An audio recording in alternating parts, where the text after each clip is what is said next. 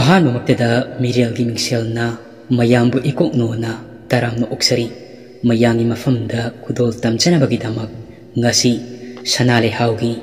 kuntare subu saruk puduna laksari wari asigi mang oinana wari asibu ibirakpa karnajit laitonjangi mafamdagi mod ama mayam punna hausik taminasi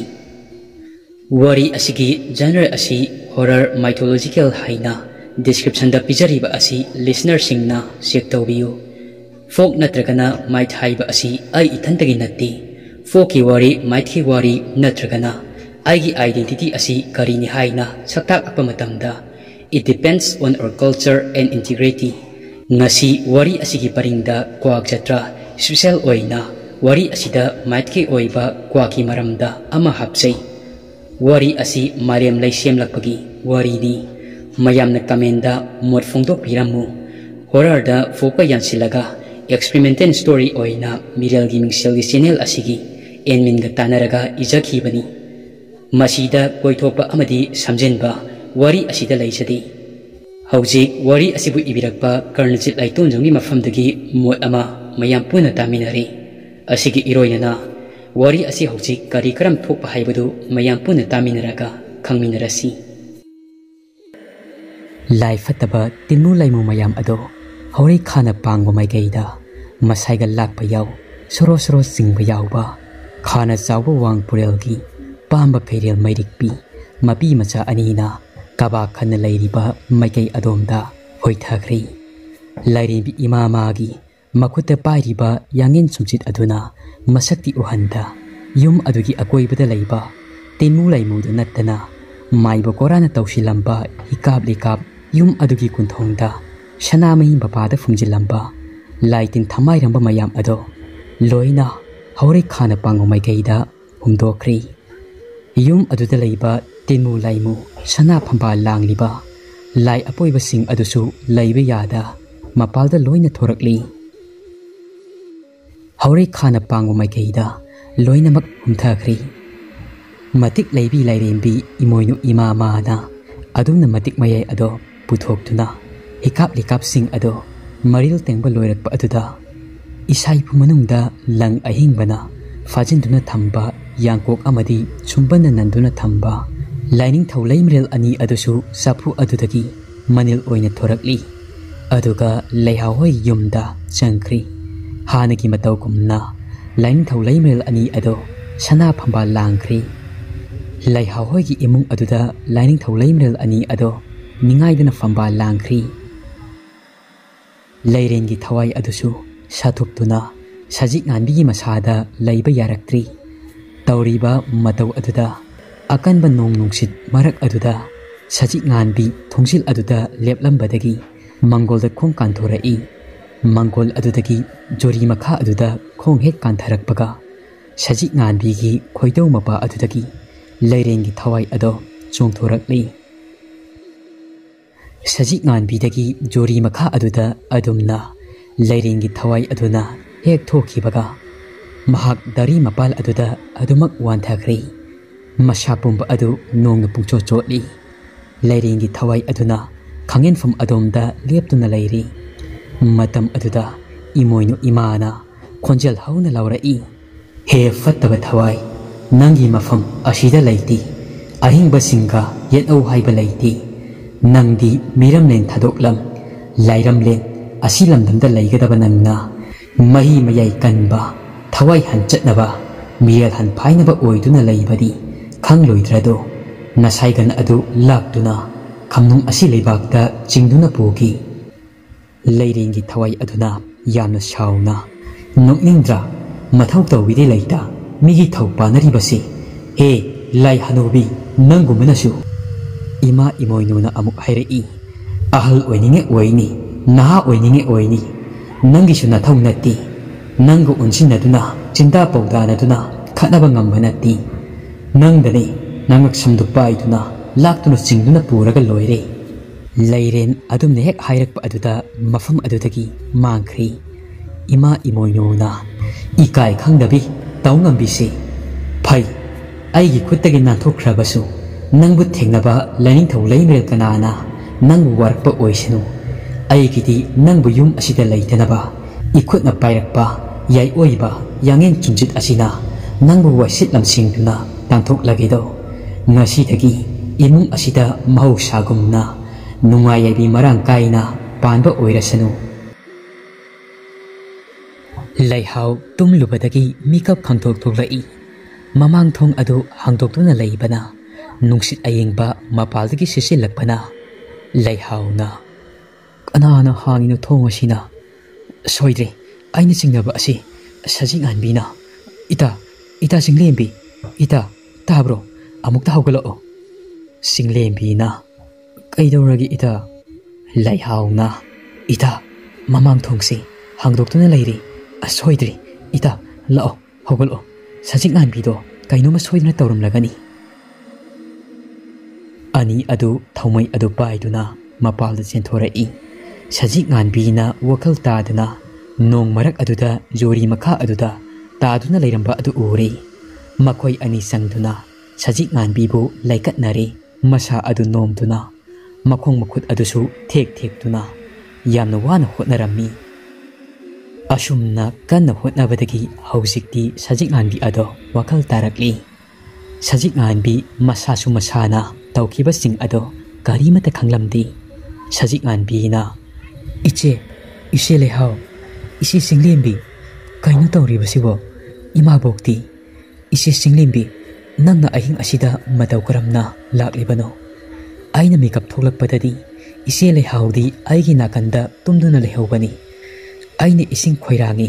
ising thaki haiduna sakhumda sanglakpada lairang maya aduda amuba ama tuminna tasinduna phammaga leirammi madu ubada ai lawge tawbada aigi lengchuma pa asida hanubi oi kai oi tawbi amana yungi phayeldagi phallawna chongtharai aduga aigi inaktamna fan songsilai aduga mana aigi chin ase meli matam aduda ai wakal adumak takhidri aina wakal tarakpada ise singlebisu leirammi isedi ima boktu ngasai yairi pokachelgi halakti haiduna thiba thoki bidaini as matamdo aidi yamna kibani ise sajik ngamina hairiba sing adu tabada leihaudi wakal tari mahakti ahing adudagi wakal takhidri haiba mahaksu khangli apunaba amana adumak tawhalibani haiba chakcha yuthakdagi hauraga ahing adu makhoi ahum punna tharaga tuminari maithiba nanglaba lairengi thawai aduna machanipa fimu shetpa nipa adugi manakta paiduna lai awa tengthako amaga loinaduna kap tuna angaw machogi amanba fi setcha duna masamana adu ifafana imung aduda manil oina pasilai aduga machan hipliba famung adugi mamangda hikna kappi mamagi thawaina kappa adu tabada fimu setpa adu mikap thorai fimu setpa aduna haiton amadi maiba korabusu kaururi niladaja nungsi tombisu loina taklori leirengi thawai aduna thokiba thaudoksing adugi maramda makhoi miyam aduda amadaji thadana loina mak tamlammi ningba kaibagi pandom lomba haibado makhoi di loina oiri leirengi thawai aduna asumna hairei aidi utangbigumna tangloragi khanduna asonba thawai thiduna tungjarubani numit kharani mama macha ani hi marise tatnaba haiduna imung asi thugairagi thaurang tawbada ngairi arimba tare sanagi thambal satkadra hairaga kabokang oina sali kabokang oina laisa tamli nakhoina taw thabak sing asina mai paklamdai khudi sachat hekta lithoi aidiba aise ningba yamna kairi ningba thungani haibasi thajadri leirengi thawai adu prok sakna kapi makhoi haujikti loina khangli madudi hangi famda imung ado lai fataba amata saktaba ngamdri haiba amai bisu halawda fimu shetpa aduna yamna sauna masi pumnam ase tadakora nangna sectionba watpadagi laithok manbadagi thorakpani aidi haijabani numit aduda pata chatkanu haina tadadi waikuna chiini haituna chaina fangna hu kabadagi haujikti nani wana khutpai setna pairamba ado sit nandokredo ꯐꯔꯤꯅꯤ ꯇꯥꯗ ꯅꯤꯂꯗꯁꯅ ꯑꯃꯨꯛ ꯍꯥꯏꯔꯛꯏ ꯑꯩꯗꯤ ꯇꯥꯗꯁꯤ ꯌꯥꯝꯅ ꯁꯤꯡꯕꯣꯏ ꯅꯤꯡꯕꯅꯤ ꯄꯪꯕꯣꯏꯔꯤ ꯅꯨꯡꯁꯤ ꯇꯣꯝꯕꯤꯅ ꯑꯃꯨꯛ ꯍꯥꯏꯔꯛꯏ ꯏꯕꯨꯡꯉꯣ ꯑꯩꯗꯤ ꯊꯕꯛ ꯑꯁꯤꯗ ꯃꯥꯏ ꯄꯥꯛꯂꯕꯗꯤ ꯍꯥꯏꯗꯨꯅ ꯅꯪꯉꯣꯟꯗ ꯁꯦꯟ ꯃꯌꯥꯝ ꯑꯃꯁꯨ ꯊꯥꯗꯔꯤꯕꯅꯤ ꯏꯕꯨꯡꯉꯣꯅ ꯈꯣꯡꯗꯣ ꯅꯣꯡ ꯅꯤꯅꯤ ꯑꯁꯤ ꯄꯪꯊꯔꯝꯗ꯭ꯔꯕꯗꯤ ꯂꯥꯏꯇꯤꯟ ꯀꯌꯥ ꯑꯃ ꯍꯦꯟꯅ ꯈꯣꯏꯔꯝꯗꯨꯅ ꯃꯥꯏ ꯄꯥꯛꯅꯕꯒꯤ ꯂꯝꯕꯤꯗ ꯆꯪꯁꯤꯜꯂꯝꯕ ꯌꯥꯕꯅꯤ ꯏꯕꯨꯡꯉꯣꯅ ꯂꯣꯏꯅ ꯂꯣꯏꯍꯜꯂꯤ ꯃꯥꯡ ꯇꯥꯛꯍꯜꯂꯤ ꯍꯟꯗꯛꯀꯤ ꯃꯇꯥꯡ ꯑꯁꯤꯗꯤ ꯃꯥꯏꯕ ꯀꯣꯔꯥꯅ ꯁꯣꯏꯔꯨꯔꯕꯅꯤꯅ ꯃꯥ ꯋꯥ ꯉꯥꯡꯕ ꯉꯝꯗ꯭ꯔꯤ ꯇꯨꯃꯤꯟꯅ ꯇꯥꯁꯤꯟꯗꯨꯅ ꯐꯝꯃꯒ ꯂꯩꯔꯤ ꯍꯩꯇꯣꯟꯗꯤ ꯃꯄꯨꯛꯅꯤꯡꯗ ꯅꯣꯛꯏ ꯂꯥꯏ ꯅꯨꯔꯥꯕꯤꯗ ꯌꯥꯝꯅ ꯆꯣꯛꯈꯤꯕꯅꯤ ꯃꯗꯨꯒꯤ ꯃꯍꯩꯅꯤ ꯐꯤꯃꯨ ꯁꯦꯠꯄ ꯑꯗꯨꯅ ꯑꯩꯗꯤ ꯍꯥꯏꯖꯕꯅꯤ ꯈꯔ ꯆꯦꯛꯁꯤꯟꯕꯤꯌꯨ ꯍꯥꯏꯗꯨꯅ ꯃꯪꯂꯝꯆꯠꯇ ꯀꯌꯥ ꯑꯃ ꯈꯨꯊꯤꯈ꯭ꯔꯕꯅꯤ ꯎꯁꯨ ꯌꯥꯜꯍꯧꯗ ꯂꯥꯏ ꯇꯤꯟꯁꯨ ꯇꯥꯏꯅꯍꯧꯗ ꯍꯧꯖꯤꯛꯇꯤ ꯅꯨꯡꯉꯥꯏꯔꯅꯤ ꯎꯃꯥꯁꯅꯥ ꯆꯤꯡꯖꯔꯣꯏꯕꯤ ꯅꯣꯡꯃꯥꯏ ꯂꯩꯃ ꯄꯥꯟꯊꯣꯏꯕꯤ ꯂꯩꯍꯥꯎꯒꯤ ꯃꯁꯥꯗ ꯑꯃꯨꯛ ꯀꯥꯏꯗꯣꯡꯈ꯭ꯔꯒꯗꯤ ꯂꯨ ꯀꯣꯛꯄꯗ ꯂꯦꯟ ꯇꯥꯏ ꯍꯥꯏꯕꯗꯣ ꯑꯩꯈꯣꯏ ꯇꯧꯔꯒꯅꯤ ꯅꯨꯡꯁꯤ ꯇꯣꯝꯕꯤꯅ ꯀꯃꯥꯏꯅ ꯇꯧꯗꯣꯏꯅꯣꯕ ꯑꯁ ꯑꯃꯨꯛ ꯊꯃꯥꯏꯕ ꯌꯥꯔꯣꯏꯗ꯭ꯔꯣ ꯄꯦꯜꯂꯕꯅꯤꯗ ꯑꯩꯗꯤ ꯑꯍꯣꯏꯕ ꯈꯖꯤꯛꯇꯪ ꯍꯔꯥꯎꯕ ꯍꯧꯔꯨꯔꯒ ꯍꯔꯥꯎꯕꯒ ꯌꯥꯕ ꯅꯠꯇꯦ ꯀꯞꯅꯕ ꯐꯤ ꯑꯁꯤꯅ ꯉꯥꯏꯗꯨꯅ ꯂꯩꯔꯤ ꯑꯁ ꯑꯩ ꯌꯥꯝꯅ ꯆꯥꯛꯏꯗ ꯏꯆꯦ ꯏꯕꯦꯝꯃ ꯏꯆꯦꯗꯤ ꯑꯣꯠꯂꯤꯉꯩꯗ ꯃꯃꯥ ꯃꯆꯥꯁꯨ ꯃꯈꯧꯔꯤ ꯆꯔꯝ ꯃꯦꯠꯄ ꯅꯪꯍꯧꯗ꯭ꯔꯕ ꯑꯣꯏꯔꯤ ꯍꯦꯛ ꯇꯨꯝꯊꯈꯤꯕꯒ ꯂꯩꯍꯥꯎ ꯑꯗꯨꯗ ꯃꯈꯧꯔꯤ ꯃꯦꯠꯂꯝꯂꯕꯗꯤꯀꯣ ꯐꯔꯣꯏꯗ꯭ꯔꯗꯣ ꯈꯨꯗꯛꯇ ꯁꯤꯔꯒꯗꯕꯅꯤ ꯌꯥꯝꯅ ꯀꯣꯏꯊꯣꯛꯍꯜꯂꯤ ꯏꯆꯦ ꯏꯕꯦꯝꯃ ꯍꯦꯛ ꯆꯪꯈꯤꯕꯒ ꯑꯗꯨꯃꯛ ꯍꯥꯠꯄ ꯌꯥꯔꯕꯗꯨꯕꯨ ꯇꯟꯖꯥ ꯆꯥꯕ ꯉꯥꯏꯔꯤ ꯍꯥꯏꯗꯨꯅ ꯂꯦꯛꯂꯒ ꯂꯩꯔꯕꯗꯤ ꯀꯔꯤ ꯑꯣꯏꯖꯒꯅꯤ ꯂꯩꯔꯦꯟꯒꯤ ꯊꯋꯥꯏ ꯑꯗꯨ ꯅꯨꯡꯁꯤ ꯇꯣꯝꯕꯤꯒꯤ ꯋꯥꯗꯨ ꯇꯥꯕꯗ ꯌꯥꯝꯅ ꯁꯥꯎꯅꯤꯡꯉꯝꯃꯤ ꯑꯔꯣꯏꯕꯗ ꯃꯉꯣꯟꯗ ꯆꯥꯟꯅꯅ ꯑꯣꯟꯁꯤꯜꯂꯛꯄ ꯑꯗꯨꯗ ꯑꯃꯨꯛꯇꯪ ꯃꯤꯠꯆꯤ ꯑꯗꯨꯅ ꯍꯥꯏꯐꯦꯠꯇꯪ ꯅꯨꯡꯁꯤ ꯇꯣꯝꯕꯤꯗ ꯁꯧꯔꯥꯡꯅꯅ ꯌꯦꯡꯂꯝꯂꯒ ꯃꯥꯡꯈ꯭ꯔꯤ ꯅꯨꯡꯁꯤ ꯇꯣꯝꯕꯤꯅ ꯃꯈꯥ ꯇꯥꯔꯛꯏ ꯎꯔꯦꯗꯅ ꯐꯦꯠ ꯂꯥꯎꯔꯝꯃꯒ ꯆꯠꯈ꯭ꯔꯤꯁꯤ ꯂꯥꯏꯅ ꯃꯈꯩ ꯐꯪꯂꯒ ꯍꯔꯥꯎꯏ ꯑꯁꯤꯕ ꯃꯤꯅ ꯃꯈꯩ ꯐꯪꯂꯒ ꯁꯥꯎꯏ ꯃꯈꯣꯏꯁꯤꯡ ꯑꯗꯨ ꯉꯥꯡꯕ ꯌꯥꯕ ꯉꯥꯡꯅꯔꯤ ꯈꯟꯅꯕ ꯌꯥꯕ ꯈꯟꯅꯔꯤ ꯀꯣꯔꯥꯒꯤ ꯃꯈꯣꯡ ꯑꯗꯨ ꯐꯖꯅ ꯐꯠꯇ꯭ꯔꯤ ꯐꯥꯎꯕ ꯍꯛꯆꯥꯡꯒꯤ ꯆꯦꯛꯁꯤꯟ ꯐꯤꯔꯦꯞ ꯑꯗꯨ ꯂꯧꯕ ꯌꯥꯗ꯭ꯔꯤ ꯐꯥꯎꯕ ꯂꯥꯏ ꯑꯃꯥꯡꯕ ꯁꯥꯟꯅꯕ ꯑꯃꯗꯤ ꯈꯣꯏꯔꯝꯕ ꯌꯥꯈꯤꯔꯣꯏ ꯍꯛꯆꯥꯡꯒꯤ ꯐꯤꯕꯝ ꯐꯒꯠꯂꯛꯄ ꯉꯥꯏꯔꯁꯤ ꯍꯥꯏꯅꯔꯤ ꯃꯥꯏꯕ ꯀꯣꯔꯥꯅ ꯃꯥꯒꯤ ꯍꯩꯖ ꯁꯤꯡꯖꯕ ꯇꯧꯔꯒ ꯑꯃꯨꯛ ꯍꯟꯅ ꯂꯩꯍꯥꯎꯕꯨ ꯃꯥꯏꯊꯤꯕ ꯄꯤꯒꯅꯤ ꯍꯥꯏꯔꯤ ꯑꯁꯤꯗ ꯅꯠꯇꯅ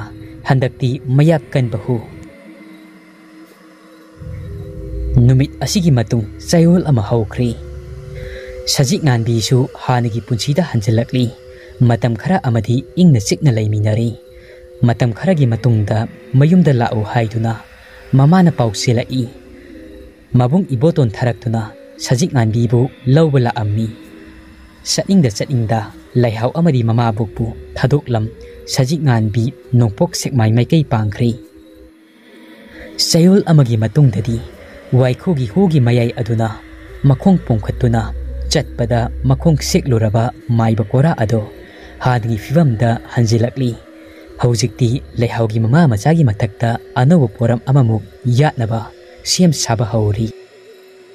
ꯂꯩꯔꯦꯟꯒꯤ ꯊꯋꯥꯏꯅ ꯄꯥꯝꯖꯕ ꯅꯤꯡꯖꯕ ꯑꯗꯨꯃꯛ ꯊꯨꯡꯅꯕ ꯍꯥꯏꯗꯨꯅ ꯅꯨꯃꯤꯠ ꯑꯗꯣ ꯃꯤꯆꯤꯛ ꯃꯤꯔꯥꯎꯒꯨꯜ ꯇꯥꯗ꯭ꯔꯕ ꯑꯍꯤꯡꯒꯤ ꯃꯇꯝꯅꯤ ꯂꯩꯍꯥꯎꯒꯤ ꯃꯁꯥꯗ ꯄꯥꯟꯊꯣꯏꯕꯤ ꯑꯁꯤꯗ ꯍꯥꯟꯅ ꯊꯠꯅꯕ ꯇꯧꯗꯕ ꯌꯥꯗꯦ ꯃꯔꯝ ꯑꯁꯤꯅ ꯁꯅꯥ ꯂꯩꯍꯥꯎ ꯑꯁꯤ ꯌꯥꯟꯊꯠꯅꯕ ꯇꯧꯗꯕ ꯌꯥꯗꯦ ꯂꯩꯔꯦꯟꯒꯤ ꯊꯋꯥꯏ ꯑꯗꯨꯕꯨ ꯑꯃꯨꯛ ꯃꯊꯣꯏ ꯍꯥꯞꯄ ꯑꯁꯤꯅꯤ ꯅꯨꯃꯤꯠ ꯑꯗꯨꯃꯗꯤ ꯌꯥꯝꯅ ꯀꯟꯅ ꯍꯣꯠꯅꯗꯨꯅ ꯂꯥꯏ ꯈꯣꯏꯔꯝꯕꯁꯤ ꯃꯥꯏ ꯄꯥꯛꯇꯕ ꯌꯥꯗꯦ ꯃꯇꯥꯒꯨꯝ ꯉꯁꯤꯗꯤ ꯁꯅꯥ ꯂꯩꯍꯥꯎ ꯑꯁꯤ ꯌꯥꯟꯊꯠꯇꯕ ꯌꯥꯗꯦ ꯑꯗꯨꯅ ꯂꯥꯏ ꯈꯣꯏꯔꯝꯕ ꯍꯧꯔꯤ ꯃꯥꯏꯕ ꯀꯣꯔꯥꯅ ꯑꯩꯅ ꯈꯪꯖꯕꯁꯤ ꯍꯦꯛ ꯍꯦꯛ ꯆꯤꯡꯅꯈꯤꯕ ꯋꯥꯐꯝ ꯀꯌꯥ ꯃꯃꯥꯡꯗꯒꯤ ꯍꯧꯅꯁꯨ ꯃꯪꯐꯥꯎꯅꯗꯨꯅ ꯆꯨꯝꯗꯅ ꯇꯣꯛꯈꯤꯗꯦ ngasi ahing asita sanalay haw asi ay isana yankani uray hakkani sanalay haw asina hawdaba taragadi laytaba taragadi lehawgi masada lainungsit asi amuk hanna hanjilaklaroi ay yamna chingnaba phawri handaki matang asisu u asi yanaba lai tainaba hawragi wafam amana ayni yamna samamnaba amana lehawgi masada maki lainungsit ado amuk hanjilamdaigi kanglam lagadra kanglam loidra haibado ay khangdri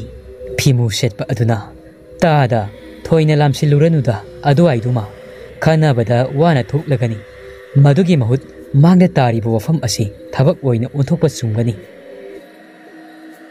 ꯍꯩꯇꯣꯟꯅ ꯅꯍꯥꯟꯃꯨꯛꯁꯨ ꯎ ꯌꯥꯟꯕ ꯆꯠꯄꯗ ꯑꯩꯗꯤ ꯈꯨꯊꯤꯔꯕꯅꯤ, ꯑꯩꯗꯤ ꯀꯤꯕꯨ ꯀꯤꯖꯩꯗ ꯁꯅꯥ ꯂꯩꯍꯧ ꯑꯗꯣ ꯄꯜꯂꯛꯄꯗ꯫ ꯂꯥꯏ ꯃꯁꯤꯡ ꯁꯨꯅ ꯆꯥꯛꯇꯥꯕ ꯃꯐꯝꯅꯤ꯫ ꯐꯤꯃꯨ ꯁꯦꯠꯄ ꯑꯗꯨꯅ ꯇꯩꯔꯦꯟ ꯃꯁꯥ ꯑꯆꯧꯕ ꯑꯃ ꯄꯥꯏꯔꯒ ꯂꯥꯏꯁꯤꯡ ꯑꯗꯣ ꯀꯟꯊꯠꯂꯒ ꯂꯣꯏꯔꯦꯗꯅ, ꯇꯥꯟꯅꯔꯒ ꯂꯣꯏꯔꯦꯗꯅ꯫ ꯃꯥꯏꯕ ꯍꯩꯇꯣꯟꯅ ꯑꯃꯨꯛ ꯍꯥꯏꯔꯛꯏ꯫ ꯃꯗꯨꯕꯨ ꯑꯣꯏꯊꯣꯛꯀꯗ꯭ꯔꯅꯤ ꯑꯣꯖꯥ? ꯐꯤꯃꯨ ꯁꯦꯠꯄ ꯑꯗꯨꯅ ꯑꯣꯏꯊꯣꯛꯇ꯭ꯔꯕꯁꯨ ꯑꯣꯏꯊꯣꯛꯅꯕ ꯍꯣꯠꯅꯕ ꯇꯥꯔꯤ꯫ ꯂꯥꯏꯒꯤ ꯃꯈꯨꯠꯇ ꯑꯃꯨꯛ ꯑꯩꯗꯤ ꯃꯥꯏꯊꯤꯕ ꯉꯝꯂꯔꯣꯏ꯫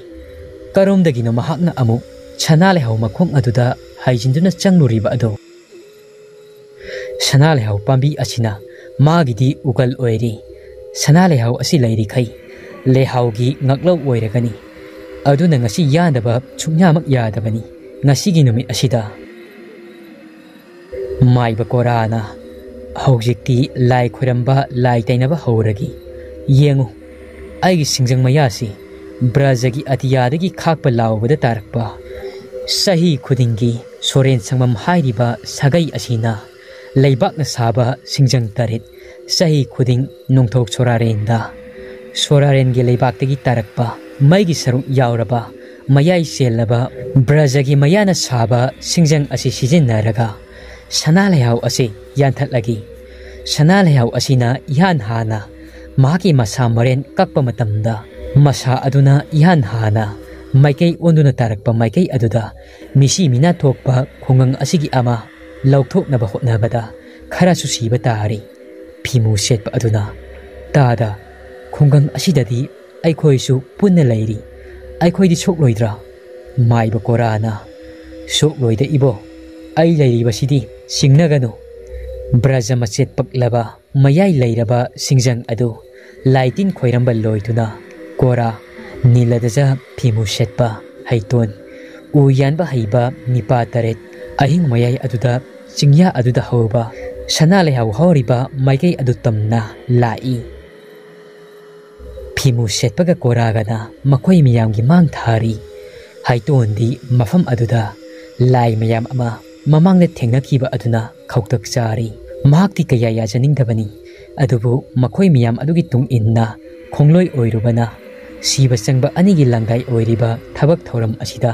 ꯃꯌꯣꯡ ꯌꯥꯕ ꯇꯥꯕꯅꯤ꯫ ꯐꯔꯕꯁꯨ ꯃꯥ, ꯐꯠꯇ꯭ꯔꯕꯁꯨ ꯃꯍꯥꯛ, ꯍꯧꯖꯤꯛꯇꯤ ꯃꯍꯥꯛ ꯑꯅꯤꯃꯛ ꯑꯗꯨꯗ ꯁꯦꯟꯅꯗꯨꯅ ꯂꯩꯔꯒꯅꯤ꯫ ꯁꯦꯟ ꯈꯔ ꯃꯤꯍꯧꯔꯨꯕꯅ ꯍꯧꯖꯤꯛꯇꯤ ꯆꯦꯟꯕ ꯌꯥꯗ꯭ꯔꯤ꯫ ꯍꯩꯇꯣꯟ ꯆꯠꯅ ꯆꯠꯅ ꯋꯥꯈꯜ ꯀꯌꯥ ꯑꯃ ꯈꯜꯂꯤ꯫ ꯃꯪꯊꯣꯡꯁꯨ ꯑꯩꯅ ꯈꯨꯜ ꯂꯩꯀꯥꯏ ꯑꯁꯤꯒꯤ ꯍꯥꯡꯗꯨꯅ ꯊꯝꯂꯤ꯫ ꯉꯁꯤ ꯁꯅꯥ ꯂꯩꯍꯧ ꯑꯁꯤꯅ ꯌꯥꯟꯊꯠꯄ ꯊꯣꯛꯂꯕꯗꯤ ꯀꯔꯝ ꯇꯧꯕ? ꯑꯁꯨꯝꯅ ꯂꯦꯞꯇꯅ ꯂꯥꯛꯄꯅ ꯁꯅꯥ ꯂꯩꯍꯧ ꯃꯈꯣꯡ ꯑꯗꯨꯗ ꯃꯈꯣꯏ ꯄꯨꯟꯅ ꯄꯨꯜꯂꯤ꯫ ꯊꯥꯕꯜꯒꯤ ꯃꯉꯥꯜꯅꯒ ꯐꯕꯅꯤ, ꯁꯅꯥ ꯂꯩꯍꯧꯅꯒ ꯀꯨꯝꯕꯤ ꯀꯥꯂꯦꯟ ꯅꯥꯏꯗꯅ ꯐꯨꯒꯥꯏꯅꯒ ꯁꯥꯠꯄꯅꯤ꯫ ꯃꯥꯂꯪ ꯅꯨꯡꯁꯤꯠꯅꯒ ꯂꯩꯅꯝ ꯌꯦꯟꯕꯅꯤ꯫ ꯁꯅꯥ ꯂꯩꯍꯧ ꯃꯈꯣꯡ ꯑꯗꯨꯗ ꯁꯣꯔꯥꯔꯦꯟꯒꯤ ꯂꯩꯕꯥꯛ ꯀꯨꯝꯂꯤ꯫ ꯃꯈꯨꯠꯇ ꯃꯩꯅꯝ ꯑꯆꯧꯕ ꯑꯃꯃꯝꯁꯨ ꯄꯥꯏ꯫ ꯃꯈꯣꯏ ꯃꯌꯥꯝ ꯑꯗꯣ ꯂꯣꯏꯅ ꯊꯨꯡꯂꯔꯤ꯫ ꯃꯥꯏꯕ ꯀꯣꯔꯥꯅ ꯍꯥꯏꯔꯛꯏ꯫ ꯃꯩꯅꯝ ꯑꯆꯧꯕ ꯄꯥꯏꯔꯤꯉꯩ ꯑꯁꯤꯗ ꯂꯥꯏꯅꯒ ꯍꯦꯟꯖꯟꯕ ꯌꯥꯕ ꯅꯠꯇꯦ, ꯃꯩꯅ ꯑꯩꯈꯣꯏꯒꯤ ꯈꯨꯠꯂꯥꯏꯅꯤ꯫ ꯐꯤꯃꯨ ꯁꯦꯠꯄ ꯑꯗꯨꯅ ꯇꯥꯗ ꯑꯍꯤꯡ ꯑꯁꯤꯗ ꯂꯝ ꯈꯨꯅꯨ, ꯀ꯭ꯋꯥꯛ, ꯃꯀꯨ ꯇꯣꯡꯂꯤꯕ ꯑꯁꯤ ꯀꯩꯗꯧꯔꯤꯕꯅꯣ ꯁꯅꯥ ꯂꯩꯍꯧ ꯃꯁꯥꯁꯤꯡ ꯑꯁꯤꯗ? ꯉꯁꯤꯗꯤ ꯂꯥꯏ ꯑꯃꯠꯇ ꯈꯨꯟꯗꯅꯗ꯭ꯔꯕ ꯖꯥꯠꯂꯥ? ꯃꯀꯨ ꯃꯀꯣꯟ, ꯀ꯭ꯋꯥꯛ ꯃꯀꯣꯟ, ꯂꯝ ꯈꯨꯅꯨ ꯃꯀꯣꯟ ꯑꯣꯏꯕꯇ ꯅꯠꯇꯅ ꯃꯈꯣꯏꯒꯤ ꯌꯥꯀꯥꯄꯨꯡꯁꯨ ꯑꯣꯏꯔꯕ ꯖꯥꯠꯂꯥ ꯎꯆꯦꯛꯁꯤꯡ ꯑꯁꯤꯒꯤ? ꯃꯥꯏꯕ ꯀꯣꯔꯥꯅ ꯉꯥꯏꯈꯣ, ꯑꯩ ꯑꯃꯨꯛꯇ ꯀꯨꯞꯊꯅ ꯌꯦꯡꯈꯤꯒꯦ꯫ ꯌꯦꯡꯉꯣ, ꯑꯀꯣꯏꯕꯗ ꯁꯅꯥ ꯂꯩꯍꯧ ꯑꯁꯤꯒꯤ ꯃꯈꯣꯡꯗ ꯀ꯭ꯋꯥꯛꯂꯩ ꯃꯌꯥꯝ ꯑꯃꯁꯨ ꯁꯥꯠꯂꯤ꯫ ꯑꯗꯨꯒ ꯀ꯭ꯋꯥꯛ, ꯃꯀꯨ, ꯂꯝ ꯈꯨꯅꯨ, ꯎꯆꯦꯛ ꯑꯍꯨꯝ ꯑꯁꯤꯅ ꯃꯐꯝ ꯑꯁꯤꯗ ꯂꯩꯔꯝꯂꯤꯕ ꯑꯁꯤ ꯑꯁꯤꯕꯒꯤ ꯄꯥꯎꯁꯨ ꯄꯥꯎꯖꯤꯜꯂꯤꯕ꯭ꯔꯥ? ꯎꯆꯦꯛ ꯑꯍꯨꯝ ꯑꯁꯤꯗꯤ ꯑꯁꯤ ꯑꯅꯥꯒꯤꯅꯤ ꯍꯥꯏꯅ ꯂꯧꯅꯕꯅꯤ꯫ ꯊꯤꯡꯐꯥꯏ ꯅꯤꯡꯊꯧ ꯄꯥꯋꯟꯁꯤ ꯂꯣꯏꯕꯤ ꯍꯦꯟꯕ ꯑꯃꯨꯕ ꯀ꯭ꯋꯥꯛ ꯑꯁꯤꯗꯤ ꯃꯐꯝ ꯑꯁꯤꯗ ꯂꯩꯔꯝꯂꯤꯕ ꯑꯁꯤ ꯏꯆꯝ ꯆꯝꯅ ꯂꯩꯔꯝꯕꯗꯤ ꯅꯠꯇꯦ꯫ ꯀ꯭ꯋꯥꯛꯂꯩ ꯑꯁꯤꯅ ꯐꯨꯒꯥꯏꯅ ꯂꯩꯁꯥ ꯇꯝꯂꯤꯕ ꯑꯁꯤꯁꯨ ꯃꯤꯠꯅ ꯎꯕꯅ ꯑꯃ, ꯂꯦꯡꯂꯤ ꯄꯥꯜꯂꯤꯕꯁꯤꯡ ꯑꯁꯤꯅ ꯄꯥꯎꯗꯝꯂꯤꯕꯁꯤꯅ ꯑꯃ꯫ ꯑꯅꯤ ꯑꯁꯤ ꯑꯃꯅ ꯏꯆꯦꯜꯅꯤ, ꯑꯃꯅ ꯂꯩꯔꯥꯏꯅꯤ꯫ ꯃꯥꯏꯕ ꯍꯩꯇꯣꯟꯅ ꯍꯥꯏꯔꯛꯏ꯫ ꯀ꯭ꯋꯥꯛꯂꯩ ꯍꯧꯔꯤꯕ ꯑꯁꯤꯅ ꯀꯔꯤ ꯍꯥꯏꯅꯤꯡꯂꯤꯕꯅꯣ? ओजा नीलदजन अमुक हैरई करीबो हाइनिंग लोदोन्योदा असिबो माइबा मचा सुम कुइथरगा लैरबदी अफबादी ओइररोय आइगी वादी उसे यान्थल असि सना लयाव असि हौरिङै अवाबा म ओइरनी फिमु सेट अदुना दादा खन्जिल्लुरबदी असुम कुप्थारुरबदी अस लोइना थबक अमता माइ पाक्लरोय आइदिको उसे यान्थल असिदा लैरि माइबा कोराना अमु हैरई ngaiko matang asida tawning haiduna hekta pangtaw tawbudi yaba natti yeng hoi satliba laising asiga tongliba usek ahum asiga nunglon asi ai wari amaliraki u asi yadringaida wari asi yamna munna taro taraba matung nangi mot ado phongdora u madugi matung u asi yanba yadaba haibado lepna si u asi yaluraga fanglakpa folsing aduna nakoina puba tabani aidi nakoina haibagi matung inna yanbani aidi u asi yalobagi seibi sething ado fangpham thokti phimu shetpa aduna ha fareni tada sanalayaw asi yalobagi afafata khudingmak ado mayung yaragi wari ado libiro taning mana khoirang nari wari ado taraga warep ado leplagi isin inaw tanaraga नीलदजन अमुक हैरई होइने अदुमाइना तौरसी S करी वारीनो वारीदा होबिरो हाइतोना खल्ली खुल लेकाई असिदा मखोई मचिन मनाव अनिसे फत्तबदा सन पाबत ओइबा यानी माइबा corona वारी लीबा हौरई नोंमगी नुमित्ता lump खुनु मतै मनाव अनी खक मखोइबा पोकपा पलेम पंथौना कोराव नोंगा ख्रबदा पलेम पंथौ अनीकी याइफनबगी दमक उसेक मयामगी मरक्तगी अहल ओइरबा मकोइबु पोकपा पलेम पंथौगा तीनरंबा उसेक अहुम खक उरोक मकु क्वाक उसेक अहुमबु मेरा थागी थासी नुमित्ता चाक कौई उसेक अहुम अदो मयुमदगी करीमदा चाद थक्तबा मखै चाक कौरीबा मफम अदुदा फजना चाथरुगी हाइदुना नुंगाइ वखलदा लाई लम खुनु मतै मनाव अनि अदुना उसेक अहुम दुगिनी हाइदुना साक सलुक अहुम खक फजना ममांग अदुदा थेलगा थमली नुमित अदो क्वाकना ख्वाइदगी हेना मबुक लामलम्मी ngarang khungang la na koirobagi ma ki nupiga khatnaduna aing aduma chara helabani usek ahum adu sakluk aduda kanana hana mang thaduna famgani khanarami matang aduda nonglei nungsit adusu sitpa horakli nungsit aduna sisilaktringaida chak lambagi khoirang ba puklaba kwakna ma hana chahogdaba yadi asi haiduna khwaidi makok thangba chakluk aduda chongsinduna famkhri makok adu hek luk thabaga urok na thuna yang na paisilaga kwaki lawai lusam aduda phoiri kwak adu naman khibana sauduna masa ani adu urok te lamtuna phuri usik ani adu hannadi aduna funa duna leiri ngaida tanja aduna makuna khambagi mahutta sakluk aduda paisin khraga sak sakum ama ani chaba horakli ani adu makuna sak sabad ubada saunningbana changsilaga makugi makhajai aduda masana kalai haitona kainune oja usekpu khanaba haibrone haisibo aidi thajadeda niladajana amuk harai mayo macha karan tarakan warise loiba phaw hana takisi maiba korana matam adudagi usek ahum ado amaga amaga chongsin duna hanba leitana phunarai lam khunu matai manauksu khamba ngamdri leibak wathok oiri khatnaba adu khamdokpa ngamdratuna langja kaururi langja laktuna khatnaba adu khamthokli wathok asigi asum arantiba ngamnabagi tamak langja aduna lusinglaga layamgi makuk oiriba salairin sidabada wakat lari karidagi karamna khatnabano thokiba adu haibada lam khunu matai manaw masindagi loina tari salairen sidabana hairi kuwa nangna urok maku usek ani asigi mawata dana nakoi ahungi manungda sahi masing yamba ahna sagadaba sagluk aduda chongsinduna saruba karigino kuwa na hairi nanai aidi sahi yamri yaman khraduna isana sahi masing kausari mayamna siba naidaba kwak punsiba mingtholba pibirabani salairen sidabana afari adudi nang sahi yamni haiba adugi maramdo mayamda khangallu kwak na hairei kwak aidi maidingu khuyoi tompoki masani pa tauking mangna manauni pa yoimongba anigi hangtakta turel achauba idil turel yukhong tengba matam adudagi leirak labani kwak aidi ana ek yaukana hojik phauba hingduna leiri kwaki marik sumba wa adutabada salairen sidaba tumina laiki kwakti sahi masing yamle mabu kwak punsiba kaubasi matik sarabani salairen sidabana amuk urok ta unsilaga hairei urok nahakna sahi masing yamba nakhoi kwak asidagi ahal oiriba kwaki masam phoiraba karigino urok na hairei tabiyo do laining thau yoi mongba tau thingmang machel manau pokpa maidingu khuyoi tompok haibado nongda lairen pakhang bagidi manau nipani maidingu nongda lairen pakhang bana poirei maitrabak asida ayuk nungthilda khoyom lai oi ahing tanglo laina thengko matamdana namu taibang mi oi poirei sinba thungna ngak sinduna leiba matamda aidi koipai paiba ngamle matam aduda ibudo nongda lairen pakhang bana koina satpa ubada masanau lasnana chingnaraduna karigi koina chatpano aisu singu lai oijaragi hairak labada nongda lairen pakhang bana isanau maitai leima ibema nangdi poirei tonna kuntorakpada loinarakpanina taibang mi oibadi yai khoyum lai oibadi yaroi nasabi aidi korong nongmadoltaki tarakpa gumna kumla I haibagi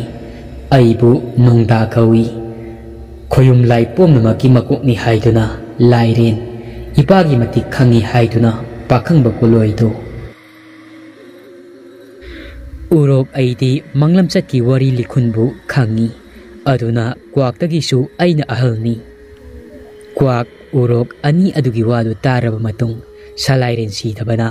makuda onsilaga ani adu khatnaba khamgi haidraduna songsinduna sak chariba karigino hairei matam aduda makuna sanana mayum kaba lupana mafel oiba muktana yengkhap lonba poirei maitai sana leibaki leiting oiba khoyum layam amadi usek mayam su tabiyu masuga mapuga kanana chei hanbagi hangliba sibo ahal oiraba paima soinairaba maku aigi sahidi layamna khangbiraba aduni adungai taibang mapurel atiya guru sidabagi yathangtung inna khongjil tingthokpana leisembabu manau nipana thugairabada malem leisemba yadrabada guruda hangkatli guruna mamittagi nongthanglaimu puthokli aduga manau nibabu themjilli taibang pan asi sema saba pungloi loikhrabada namu taibang mi yahau sayam usek waya napi singbi tumitkang thawai panba lengli paliba pomnamak semba loirabada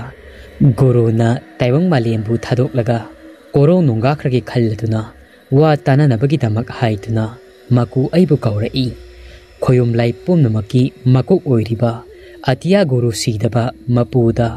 aigidi imak nupani guruna aibu iku kauduna thoidok hendokna ikai khumnabi gurugi makuni haiduna khoyum layamna aibu iming maku haina thonbiki adungai layamna thonbikhiba minglen ado ngasi phawwa hongdana leijariba asini makugi wadu tabada usek mayam adu tumina lainai mayamna usek mayam adugi khwaidigi ahaldi makuni haiba khanglakli ahal natana ahal saruba kwak amasung urok makoi ani ado wakonglo naku makuda lale haijaro matam aduda urok kwak anina makok tigi matu ahum phoiraga layam amadi tilliba usek mayam adugi mamangda wakong naba haiduna samlau laton pamel una pak puthirakli urok na poirei terala wangam pongthalabu heklaga samlau laton thakta makoki matu ahum phoiraga haptuna wakongli kwaksu amuk thongnang mayasing lindu yatik sing kayo khada panba labu heklaga makok ti matu ahum phoiduna laton aduda haptuna wakongli singu lagi thaujal dagi chekla kwaki matu asi lemna manghan be yadi haiduna tala pamel saigi uphai thakta thambiri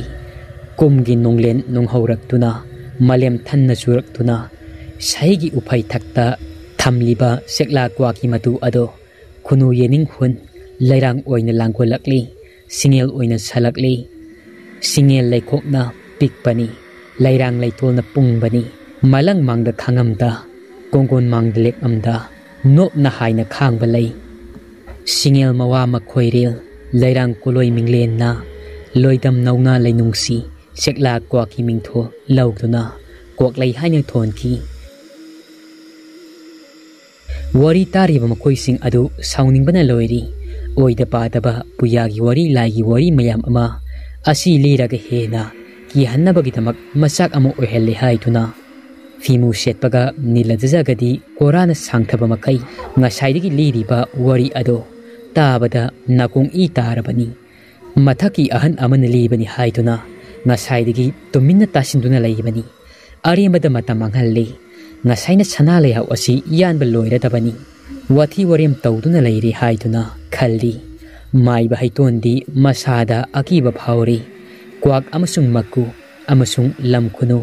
ahumak adu tongduna leiba aduga kwaklei adusu chali phugaina asidabu karamna sanale haw asi yalugani yaluraga kayana teisagadabadi mandi haitonna Ozaki wari se taru badagi as aidi yaujaningdri ai sanale hauyan ba asida mangampu bangam charoi masi yaluraga punsi telo siba naba yauro aidi punsidau yamna wali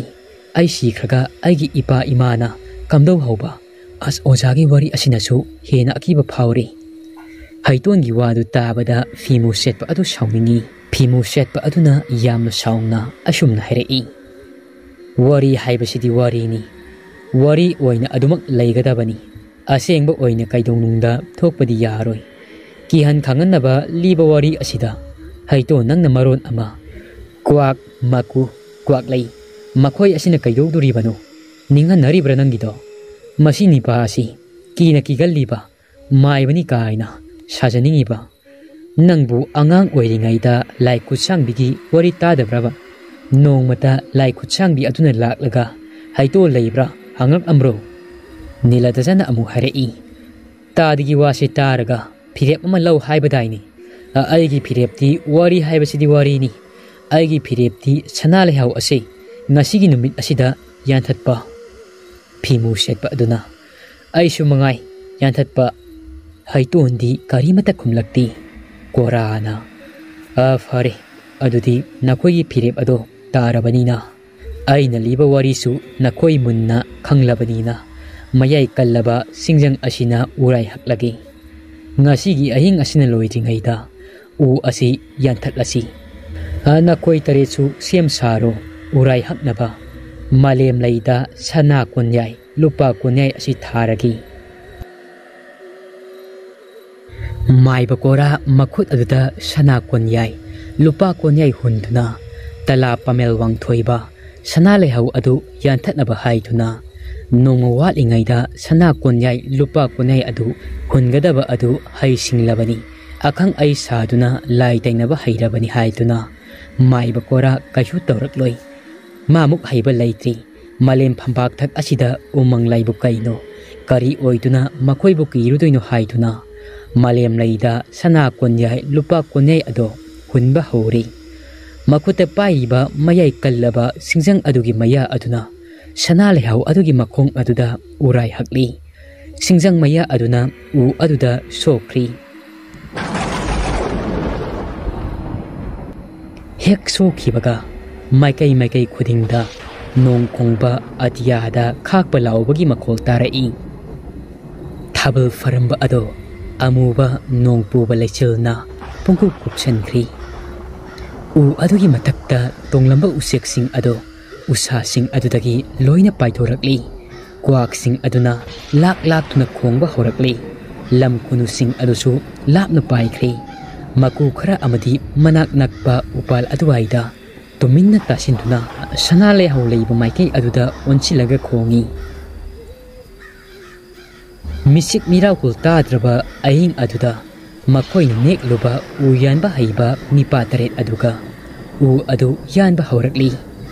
pak hek singjang aduna yanbadi sanglamdi u yanba khara amana masa sing adu yanthatnaba haiduna u mathak aduda kabasu yawnari aduga masa sing adu kakthanaba hotnari phajakraba koklei sing adu makhut alamaga hekpa yaw thangna haidatpa yaw lairang mawak samhalli pat pat thatuna lairang sing adu sibnak sari